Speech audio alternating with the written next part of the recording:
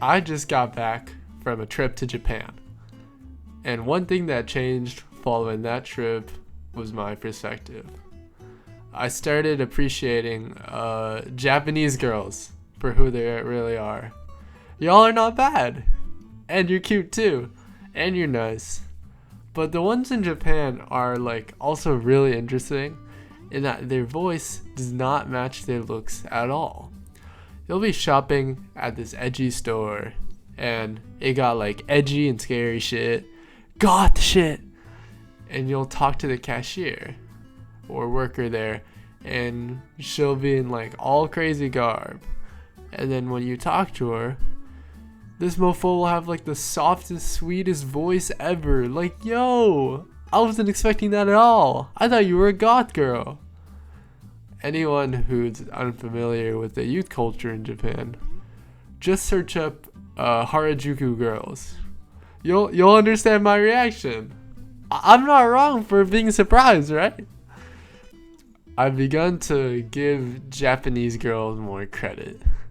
Now, I don't necessarily like objectifying girls, but I gotta give you credit. Y'all are not bad. I'll stop giving you guys all that shit I used to. Before, it went Taiwanese, Koreans, and then all the way at the bottom, Japanese girls. But now, you guys are second, so it's cool. Sorry girls, this is just what guys do.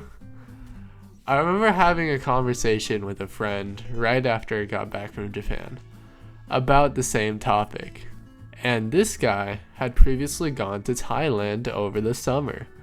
And anyone who knows anything about Thailand probably knows about the lady boys. Naturally, I had a lot of questions for him.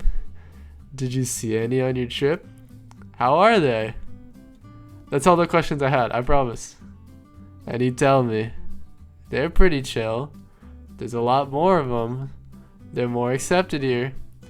If you weren't paying attention, you probably couldn't tell a difference. Oh god. Anyways, fast forward to today, and I'm having this conversation with him. And you know, typical late night conversation. What's your ranking for girls? And he goes on talking on his list. This race, this race, this race. And when he gets to Thai, I don't notice it the first time. I was like, solid list. But when I read it again, I saw this mofo put real in parentheses next to the Thai. I was like, oh shit, that's some funny ass shit. You're cold, dude. We were stalking the profile of this one lady boy my friend worked with. Now, she's recently got gender affirming hormone therapy and changed her gender from a man to a woman. Now, he told me, she told him she was like 18 when she decided to switch genders. When you're 18 in Thailand, you're allowed to drink alcohol. Now, I don't know if she had some crazy drunk idea or some shit, but she must have been fucking smashed on her 18th birthday. She woke up with boobs like that scene from The Hangover Part 3, like, oh my god, I have boobies now. Anyway, she deleted all her posts from when she was a man. And we were just looking at her first posts since she became a woman. And we could tell she still looked like a man. But as we scrolled up, it became harder and harder to tell. Until finally we came to the top and we couldn't tell the difference at all. And we thought that was so funny for some reason. I don't know, it's funny. She made it across the finish line. She'd pass in America. Also, apparently, she's like hella tall. She transitioned when she was 18. And apparently, she was a really tall dude. So, she kept her height, and she was like a giant amongst the Thai men before she transitioned. My guy and I were like watching some videos of him and the girl, and we were like, damn, she's really tall. Apparently, she's as tall as the US door frame.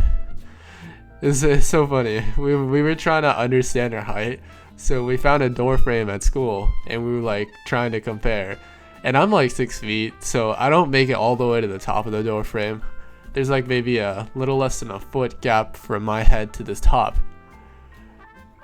This mofo apparently goes all the way to the top. I was like, yo, damn girl, you're really tall.